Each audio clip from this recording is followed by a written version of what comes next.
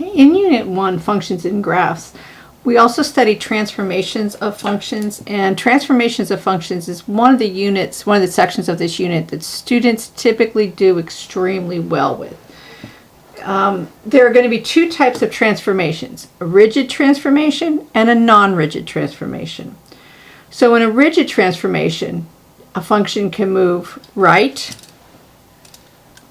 and it would be modeled by f of x minus c, or it can move left, which would be modeled by f of x plus c. So the one function that I like to look at is the square root of x. The parent graph of the square root of x is easier to see what's happening with it, and that's why I like to choose it. Let's go ahead and I'm going to adjust the window a little bit. I don't need to go all the way to -10. Let's go to -5 and 5 and -5 and 5. And then we can see this graph a little bit better. So this function starts at the origin 0, 0 and increases as it's moving up and going to the right. So if I wanted to go to the right of the origin, I can leave that one there, and then I can do the square root of x minus 2. The minus 2 is going to move it to the right too. And let's go ahead and make that a darker line, so you can see that it has moved right too. If I did, say, plus 3, it's going to move to the left 3.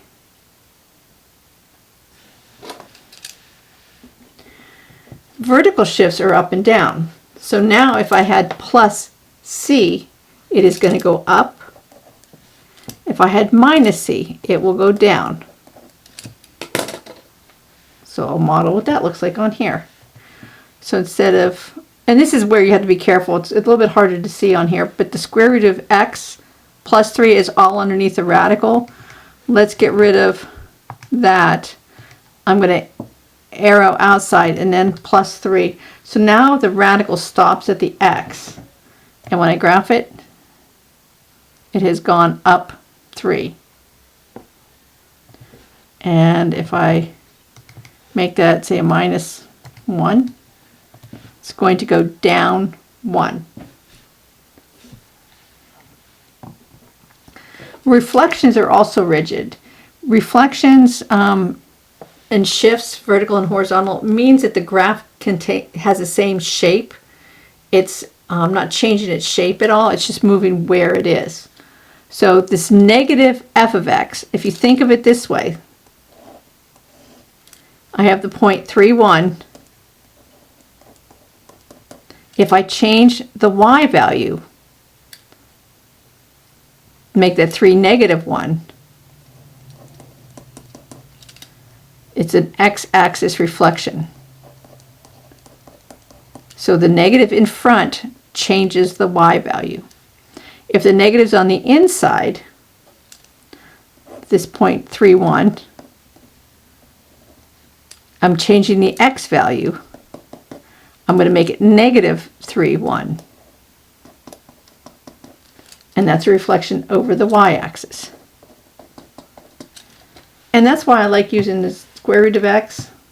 If I did absolute value or quadratic or something that's symmetrical, you can't really see. Oops, didn't want to square it. You wouldn't see the change so much. So this is a negative on the outside and the square root of x.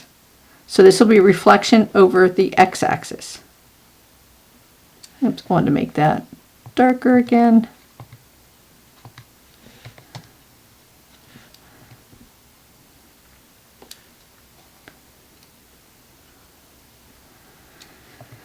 And if I put the negative on the inside,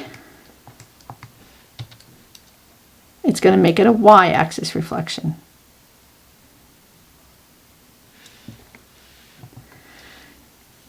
A non-rigid transformation means something's changing with the shape. And we can change something where we stretch it vertically or shrink it vertically.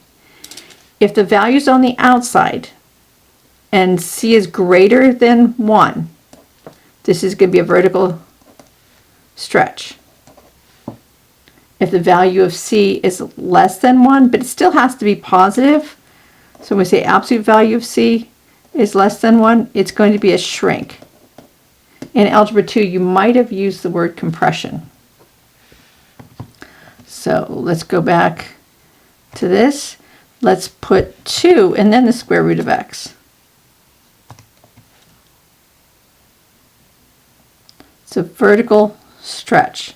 And I keep forgetting to make it darker so you can see the difference.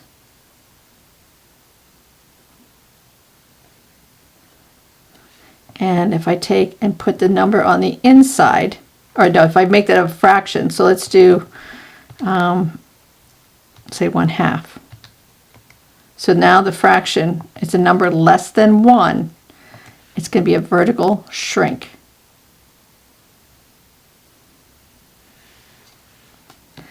If the number's on the inside, so this one is the one that a lot of people will make mistakes on.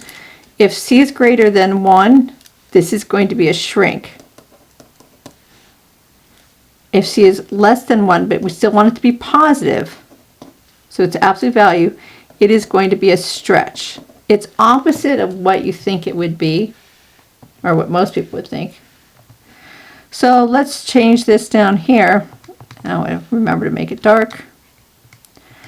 And let's do the square root of 2x.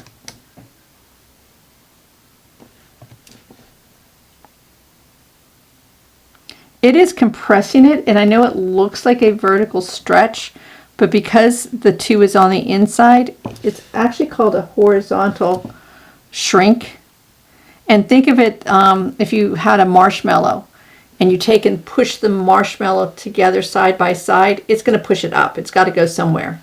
So a horizontal shrink is going to look like a vertical stretch, but what makes the difference is where I put the number.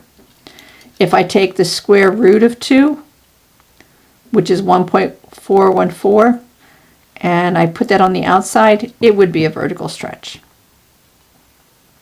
If I went in here and made this a fraction, let's make it 1/2.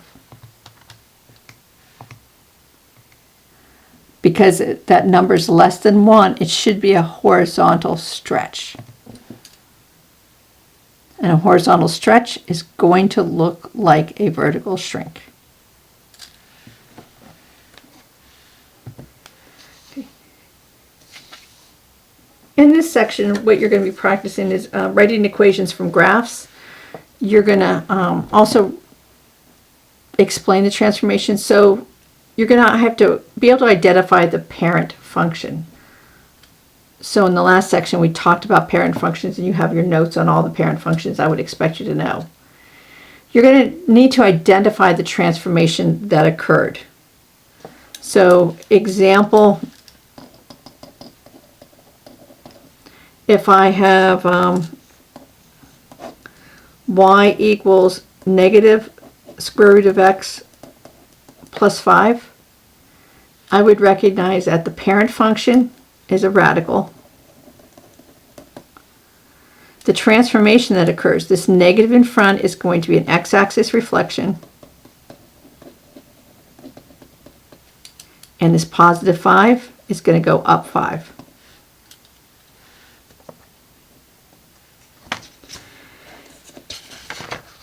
You're also going to have to be able to write the equation. So let me give you an example where you write the equation.